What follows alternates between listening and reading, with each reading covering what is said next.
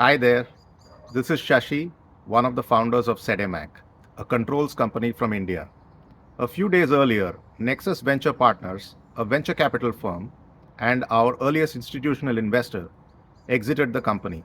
That is, they sold all their shares in SEDEMAC. In doing so, Nexus made gains more than half the size of the fund they invested into SEDEMAC from, an outcome that is considered handsome by most investor yardsticks, including that of venture capital firms. Not only did Nexus make great money through their investment into SEDEMAC, but during their stay, a worthwhile company got built. When Nexus first invested back in September 2008, we were pre revenue.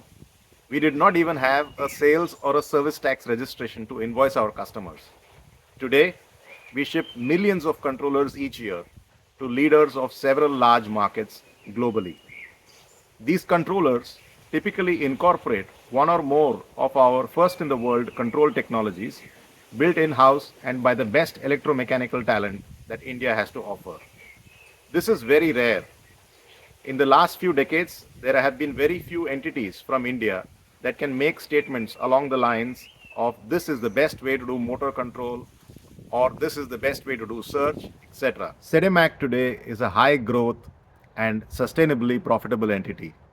For the Indian fiscal year ending March 2024, we closed with numbers of Indian rupees 530 crore in revenue and Indian rupees 80 crore in EBITDA.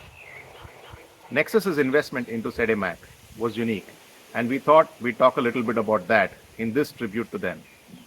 Sandeep, Naren, and Suvir decided to back a company that wanted to build IP here in India and emerge as a large volume supplier of critical powertrain control products. This was a quixotic vision fraught with a high risk of failure and in a space that venture capital had traditionally stayed away from. Also, their investment into SEDEMAC was not single shot. In fact, they dribbled in capital.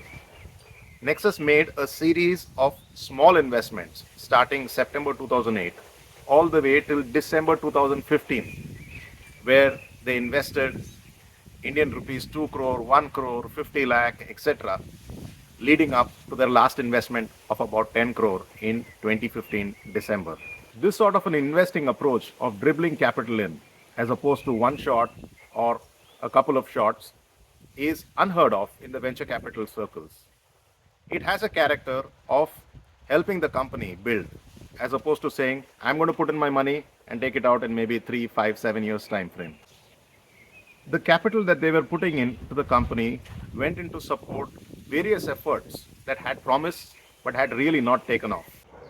During this phase, Nexus could easily have said, we've been trying, guys, but this really is not working out. But they didn't do that. They continued to support us. We would always be thankful for their contribution during these difficult years between 2008 and 2015. This tribute to Nexus would be incomplete if I did not emphasize Sandeep's role. In business, you meet all kinds of people. Some who you want to be engaged with, some who you enjoy working with, others you are okay working with, and some people who you just suffer. The relationship between venture capital investors and founders typically belongs in the suffering category. Sandeep and I never had this sort of a relationship. For over 15 years, my first set of messages for any significant developments outside of the management group was always to Sandeep. I always got a positive response, even if it meant bad news. Thank you, Nexus, for your patient, long term approach to your investment into SEDEMAC. And thank you, Sandeep, for remaining positive all throughout these 15 years, for never pretending that you knew better than the founders, even early on which way the company should go, and for listening to us when we said we do not want to get sucked into the quantitative easing fuel madness of lossy growth at all costs. Hope SEDEMAC grows into a great company, and then you can say, hey, I made the seed investment into this firm.